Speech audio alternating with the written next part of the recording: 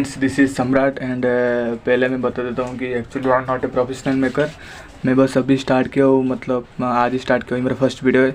तो मैं भी एक स्टूडेंट ही हूँ, आई एम ऑल्सो स्टूडेंट। तो आज हम देखेंगे थोड़ा, मैं मतलब मेरे पास उतना भी स्क्रीन नहीं है, प्रोफेशनल मतलब इंस्ट्रूमेंट नहीं है जो कि मैं वीडियो मेकिंग कर सकूँ आपके लिए। तो मैं भी सिंपल पेपर और पेन में समझा रहा हूँ। आज हम डिस्कस करेंगे first the basic structure of Indian constitution ना। चलिए देखते फिर। Basic structure of Indian constitution.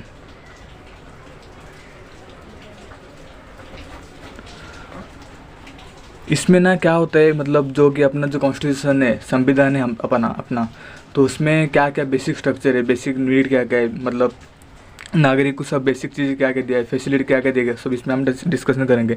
आपको सबको पता होगा कि अपना संविधान जो है, कॉन्स्टिट्यूशन कब लिखा, मतलब कब कंप्लीट हुआ था, प्रोसीड कब हुआ था ना। तो मैं बता दूं कि 26 नवंबर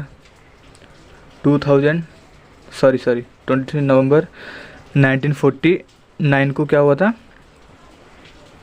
कंप्लीट हुआ था। एंड इसको कब अपडेट कब किया था, प्रोसीड कब किया था,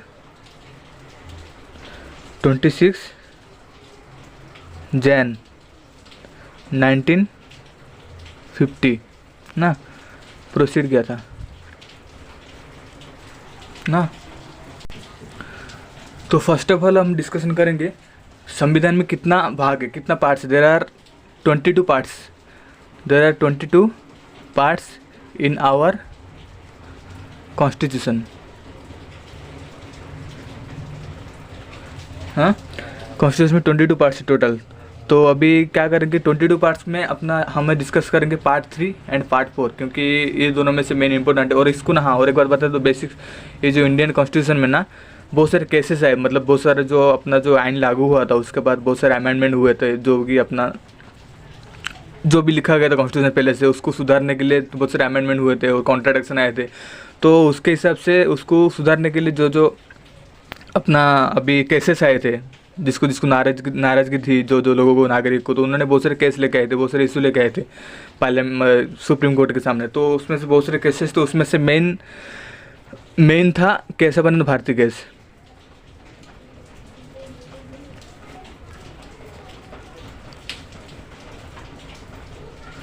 ना, केशवानंद भारती। तो अभी हम देखेंगे संविधान के 22 पार्ट है, उसमें से हम डिस्कस करेंगे आज पार्ट 3 एंड पार्ट 4। 22 पार्ट से टोटल, उसमें से क्या क्या दो डिवाइड किए, एक पार्ट 3 और एक पार्ट 4।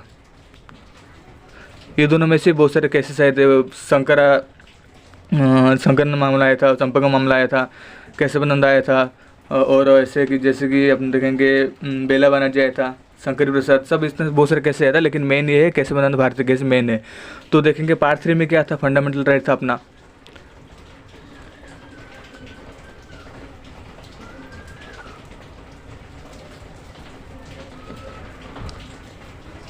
और पार्ट 4 में क्या था, DPSP, directive principle of state policy. ये क्या होता है, फंडामेंटल राइट, मतलब जो कि अपना कॉन्स्टिट्यूशन जब लिखा गया, जब तो उसको लागू किया गया, अप्लाइड किया गया, तो उसमें फंडामेंटल राइट दिया। जो नागरिक थे अपने स्वाधीन हो गए, जो आए थे अपना जो मतलब हिंदुस्तानी थे, तो उनको फंडामेंटल राइट दिया गया, जो मतलब उनका जो मौलिक अधिकार है, जो उनको देना चाहिए, जो उनका अधिकार है स्टार्टिंग में, मतलब फंडामेंटल राइट से उनको दिया गया। DPS की मतलब क्या होता है, direct principle of state policy. इसका मतलब जो स्टेट के द्वारा जो आइन लागू किया गया, स्टेट राज्य के द्वारा जो जो आर्टिकल्स पास किया गया, जो जो आर्ट निकला गया, वो लोगों को दिया गया, उसको DPSP बोले। मतलब उसके ऊपर खाली स्टेट का ही क्या होगा, कंट्रोल होगा। ये सेंट्रल गवर्नमेंट मतलब ये सेंट्रल गवर्नमेंट ही परिचालित करेगा FR को, और DPSP को स्टेट के द्वारा ये होगा, परिचालित होगा। दूसरा क्या होता है, हम देखेंगे अभी अपना आर्टिकल था, उसमें आर्टिकल 13 एंड 32, 13 एंड 32, इसमें क्या था, अगर कोई भी नागरिक का, कोई भी आम नागरिक का अगर फंडामेंटल राइट अगर छीनता है, अगर उसका हाथ से जाता है, अगर फंडामेंटल राइट उसको दिया नहीं जाता है, तो वो सिंपल जा सकता है सुप्रीम कोर्ट के पास अपना अपील लेके ना। अगर कोई भी आम आदमी का उसका फंडामेंटल राइट छीनता है, अगर उसको फंडामेंटल राइट दिया नहीं जाता है किसी वजह से, या दबाव डाला जाता है उसके ऊपर, तो वो मतलब अपना अपील लेके किधर है, सुप्रीम कोर्ट के पास जा सकते हैं सिंपल। अब क्यों, ताकि अपना बात रखे कि आप मेरा ये फंडामेंटल मुझे नहीं मिल रहा है, कि ये हो रहा है, मतलब कुछ इशू हो रहा है, इसलिए वो सिंपल जा सकते हैं सुप्रीम कोर्ट के पास। अभी क्या हुआ, जब 1950 में जब हुआ था, अपना संविधान लागू हुआ था, उसके बाद बहुत सारे कॉन्ट्राडिक्शन आए थे, बहुत सारा क्या आया था, कॉन्ट्राडिक्शन मतलब विरोध, बहुत सारे विरोध होता है, बहुत सारे इसके एग्नेस्ट में थे, ताकि मतलब अगर जो मतलब जमींदार टाइप का लोग है, जो बड़े बड़े लोग किंगडम से रूलर से, उन लोग ना बहुत सारे विरोध होता। सबको तो स्वाधीन मिल गया, सबको इंडिपेंडेंट मिल गया, उसमें कोई ये नहीं है, लेकिन अभी बहुत जो बड़े बड़े लोग थे, जो मतलब रिच टाइप के थे, रूलर्स टाइप के थे, उन लोग को थोड़ा बाधा आया था, ताकि सब लोग को सेम मिलता है तो हम लोग का भी कोई वैल्यू नहीं रहेगा उनके सामने। तो उन लोग ने बहुत सारे कॉन्ट्रडिक्शन रहे थे, बहुत सारा मतलब विरोध हुआ था संविधान को लेकर, ताकि अमेंडमेंट करो, ये करो। तो तभी क्या हुआ था, क्या क्या कॉन्ट्रडिक्शन आया था। फर्स्टली हम देखेंगे, फर्स्ट कॉन्ट्रडिक्शन क्या है, लैंड रिफॉर्म्स।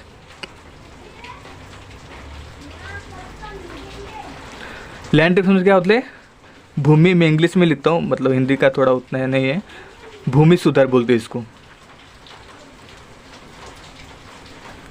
ना, भूमि सुधार। तो उसमें क्या हुआ, भूमि सुधार में क्या था, पहला तो था जमींदारी प्रथा। आपको पता होगा जमींदारी प्रथा क्या होता है। जमींदारी प्रथा क्या होता है, जो बड़े बड़े जमींदार लोग थे, उन लोगों ने अभी एक मिनट ना, हाँ, जो बड़े बड़े जमींदार लोग थे, उन लोग के पास एक्चुअली में जमी क्या, तो मतलब जो लेबर टाइप के लोग थे, उन लोग के जमी से कर आदाय करके, टैक्स लेके उन लोग ने रहते थे, मतलब जमींदार, उनको जमींदारी बोलते थे ना। तो उन लोग ने क्या, छोटे छोटे जमींदार को, जिसके पास जमीन नहीं है, नहीं तो जिस किस्त में लेके काम कर रहे हैं, उनसे ज़्यादा टैक्स लेते थे, और उनका कुछ मेहनत कुछ नहीं था, मेहनत तो सब लेबर के था, लोअर क्लास का था, बस उन लोगों ने खाली उनसे टैक्स लेके ये लोग रहते थे। तो अभी क्या हुआ, जमींदारी प्रथा की वजह से क्या हुआ, ये एक था कॉन्ट्रडिक्शन था।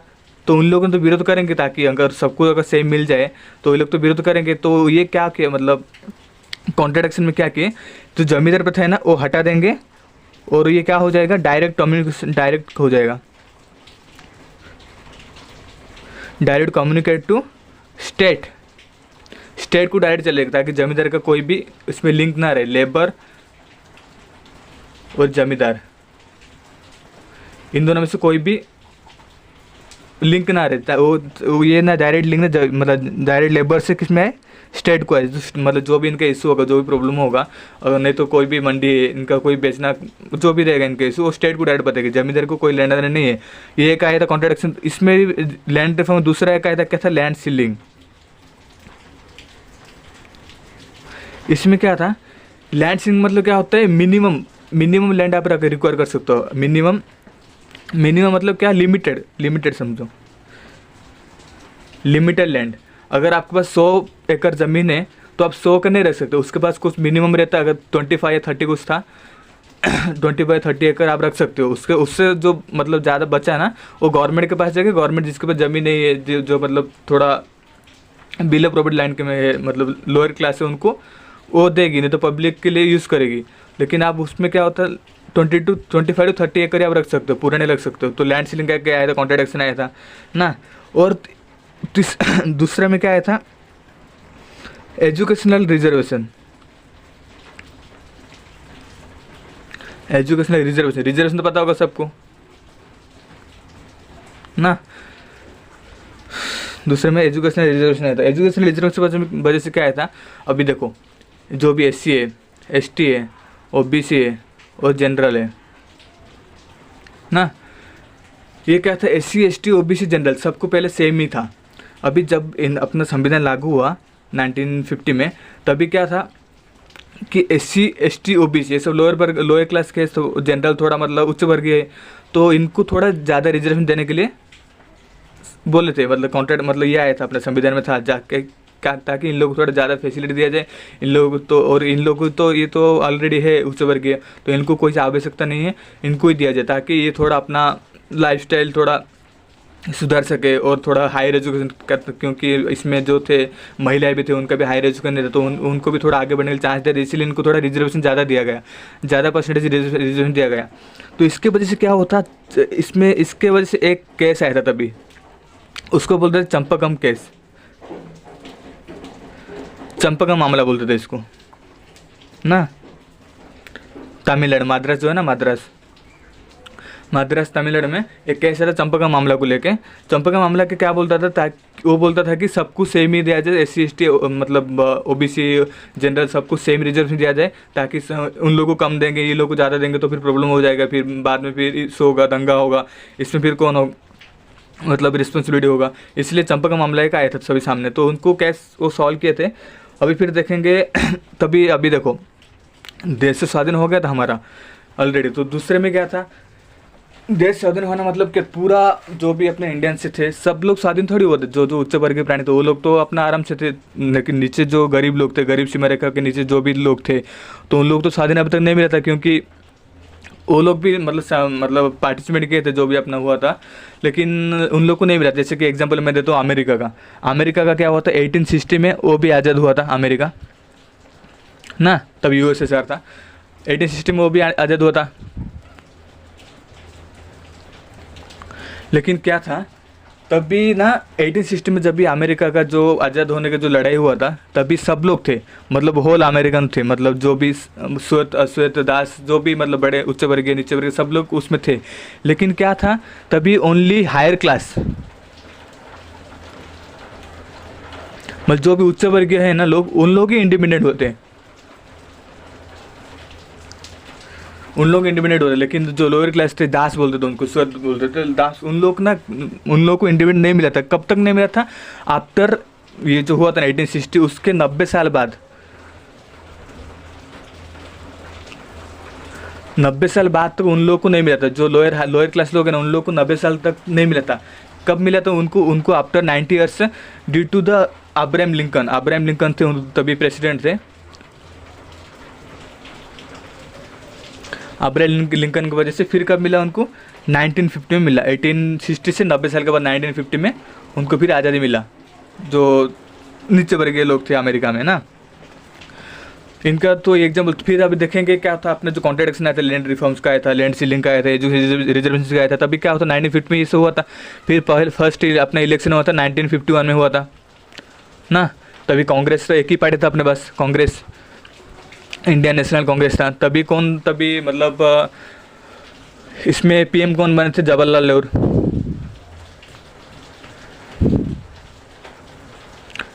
नेहरू इसमें PM बने थे ना। ये PM बनने के बाद इन 1951 से फर्स्ट टाइम हुआ था, ये PM बने थे। और हाँ, ये PM बने। तो अभी इसके बनने के बाद तो अभी देश को तो संभालना पड़ेगा। देश को संभालने के लिए क्या कहते, ये बोले थे कि जो भी अपना जो कॉन्ट्रडिक्शन आया है संविधान में, उसको अमेंडमेंट करेंगे ना, अमेंडमेंट करेंगे ताकि वो थोड़ा सुधरे। मतलब जो कि लोगों को अपना नहीं मिल रहे, मतलब अपना हक नहीं मिल रहा, तो उनको सुधारने के लिए वो थोड़ा अमेंडमेंट किए थे। हाँ, तो क्या 1951 में जब इंडियन कांग्रेस पार्टी ने जीता, तभी जवाहरलाल नेहरू जब PM बने, तो तभी उन्होंने क्या किया था, बहुत सारे अमेंडमेंट किए थे, मतलब सुधार किए थे। जो भी अपना जिसको अभी नहीं था, जो आइन था जिसको, उसको थोड़ा मॉडिफाई किए थे ना, अमेंडमेंट किए थे। तो उसमें उन्होंने फर्स्टली क्या किया, फर्स्टली क्या था, आर्टिकल जो 31 था, आर्टिकल 31 में क्या था, प्रॉपर्टी राइट्स।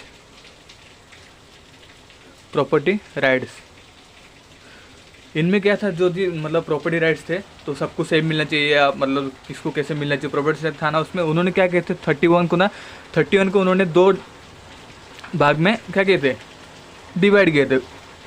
एक था 31A, दूसरा था 31B। 31A में क्या था, 31A में ये था, अगर गवर्नमेंट अगर कोई भी आम आदमी से अगर उसका ज़मीन छीनना चाहे ना, अगर उसको छीनना चाहे तो उसके पास प्रॉपर एक्ट रहना चाहिए, मतलब प्रॉपर उसके पास वजह रहना चाहिए कि क्यों छीन रहा है ये। और 31B में क्या, 31B को उन्होंने फिर से दो भाग में डिवाइड किया। 31B में फर्स्ट था 31B ए, 31B एक कर देते, एक और ये दो ना। 31B एक में क्या था, अगर गवर्नमेंट अगर कोई भी अगर प्रॉपर्टी छीन रहा है, अगर वो तो फंडामेंटल राइट के खिलाफ हो रहा है और छीन रहा है, तो उसको क्या करना पड़ेगा, मतलब वो अपनी मर्जी से नहीं छीन सकता कि अपने पर्सनल यूज़ के लिए कभी नहीं छीन। अगर वो गवर्नमेंट कहेगा कि मैं अपने लिए खुद का बंगला बनाऊंगा, नहीं तो पार्लियामेंट बनाऊंगा ना, अगर मतलब खुद के लिए कुछ पर्सनल यूज़ के लिए नहीं ले सकता, वो क्या कैसे लेगा, पब्लिक यूज़ के लिए, पब्लिक के लिए लेगा, पब्लिक यूजेस। जैसे कि उसको बनाना है, एग्जाम्पल अपन देंगे, उसको बनाना है एयरपोर्ट बनाना है, नहीं तो उसको बनाना है रेलवे बनाना है, नहीं तो उसको कोई भी अगर गवर्नमेंट अगर कोई भी फैक्ट्री डालना है, नहीं तो कुछ भी अगर करना है, अगर मतलब पब्लिकली यूज़ करे तभी वो छीन सकता है। और सेकंड में क्या था, अगर उससे छीना, पब्लिक से छीना, पब्लिक एक तो पब्लिक यूज़ के लिए छीनेगा, दूसरी बात क्या है, अगर छीना तो उसको कुछ क्या देना पड़ेगा, कंपनसेशन देना पड़ेगा। कंपनसेशन, ये वर्ड भी लिखा है, कंपनसेशन, कुछ भी उसको भर पाए ना, कुछ भी उसको देना पड़ेगा, अमाउंट कुछ देना पड़ेगा, ताकि वो अगर उसको छीन रहे अगर कोई भी आम नागरिक से, तो उसको कंपनसेशन देगा, तो उसके भी कोई मतलब इशू नहीं होगा था। हाँ, गवर्नमेंट ले रहा है पब्लिक यूज़ के लिए, तो कंपनसेशन भी मिल रहा है, तो कोई भी इशू नहीं होगा। ये था एक फर्स्ट अमेंडमेंट, इसको कहते। दूसरा क्या हुआ, जो अपना आर्टिकल था पहले बताया था मैं, आर्टिकल 15 ना, आर्टिकल 15 में इसमें था ये तो 31 को मॉडिफाई किया था, आर्टिकल 15 को क्या कहते हैं, ये तो क्या था, एजुकेशनल रिजर्वेशन था।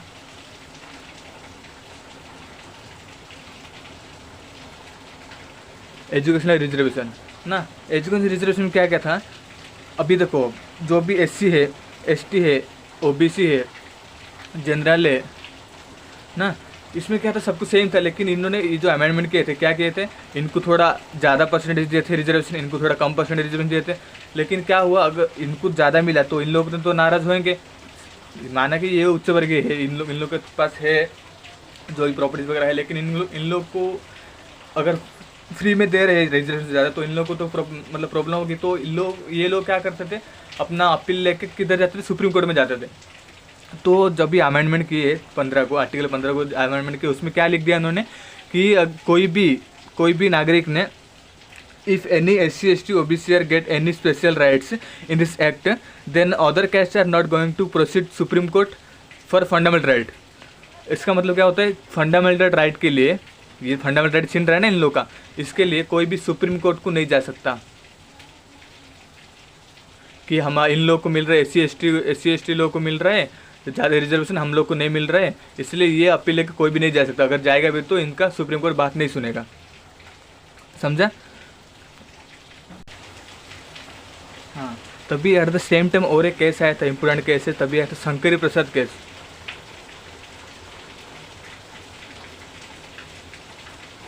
ये इम्पोर्टेंट है, इन्होंने क्या केस लगाए थे 1951 में, एट द सेम टाइम में। तभी हाँ, एक बता दो आपको, अभी था आर्टिकल 368। इसमें क्या था, ये था, इसको बोलते थे अमेंडमेंट ऑफ कॉन्स्टिट्यूशन। इसमें क्या होता था, ये आर्टिकल की वजह से गवर्नमेंट, पार्लियामेंट कोई भी कॉन्स्टिट्यूशन में अमेंडमेंट कर सकता था, मतलब इसके थ्रू से, इसका हेल्प लेके। ये आर्टिकल में लिखा था कि संसद भी अमेंडमेंट कर सकता है कॉन्स्टिट्यूशन का। तो इसमें क्या था, दो हिस्सा था, एक तो था 368 ए ले लेते, और एक था 368 बी। 368 ए में क्या था, ये ओनली पार्लियामेंट और कभी कभी स्टेट के पास भी होता था, पावर होता था कि अमेंडमेंट कर सके कॉन्स्टिट्यूशन का। लेकिन सेकंड पार्ट में क्या था, प्रोसीजर था।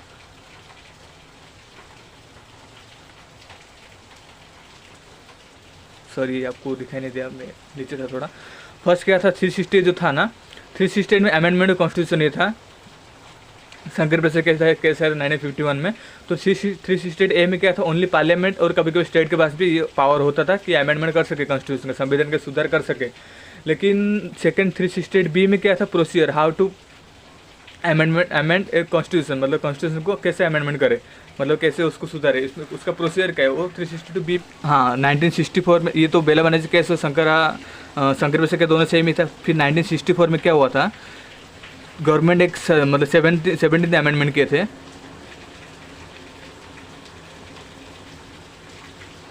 उसमें क्या किया था उन्होंने कि 2 स्टेट था, राजस्थान, दूसरा था पंजाब, ये दोनों केस को क्या कहते हैं 9 शेड्यूल में डाल दिए थे। 9 शेड्यूल में आपको बताया नहीं है ना, 9 शेड्यूल इधर एक था, ये जो निकला था ना 3 31 है, 31B और आर्टिकल 15, और एक इधर था 9 से मतलब दूसरा एक निकला थे, उसको बोलते थे 9 शेड्यूल। 13B में था 9 शेड्यूल। 9 शेड्यूल में क्या था, नॉन जुडिशरी रिव्यू। अगर गवर्नमेंट अगर कोई भी अगर चीज़ को 9 शेड्यूल में डाल देता है तो उसके मतलब क्या होता है कि जुडिशल, अगर सुप्रीम कोर्ट, कोई भी हाई कोर्ट, कोई भी कोर्ट भी इसको कुछ नहीं कर सकता। 9 शेड्यूल डाल दिया, 1 डाल दिया, जो गवर्नमेंट बोलेगा वही होगा। सुप्रीम कोर्ट मतलब कोई भी जुडिशल कोई भी रिव्यू नहीं दे सकता इसके वजह से 9 शेड्यूल डाल दिया। तो इसमें क्या हुआ था, राजस्थान पंजाब में ना इसमें ना बहुत सारे ये थे जमींदार थे जिन्होंने मतलब बहुत पावरफुल है, जो थोड़ा रिच रूलर्स टाइप के थे, उनके पास बहुत सारे ज़मीन थे। तो उन्होंने क्या किया, गवर्नमेंट क्या किया था, उन लोगों ने ज़मीन अपना नहीं दे रहे थे, तो राजस्थान और पंजाब का जो था ना उसको 9 शेड्यूल में डाल दिया, जिसके वजह से जो भी रूलर्स टाइप के थे, जो भी जमींदार थे, उनके सब ज़मीन क्या हो गया, स्नैच हो गया, स्नैच हुए मतलब सब छीन गया उनका भी ज़मीन। तो उनका छीनने की वजह से फिर बहुत सारे और एक कॉन्ट्रडिक्शन आया था, सज्जन सिंह का आया था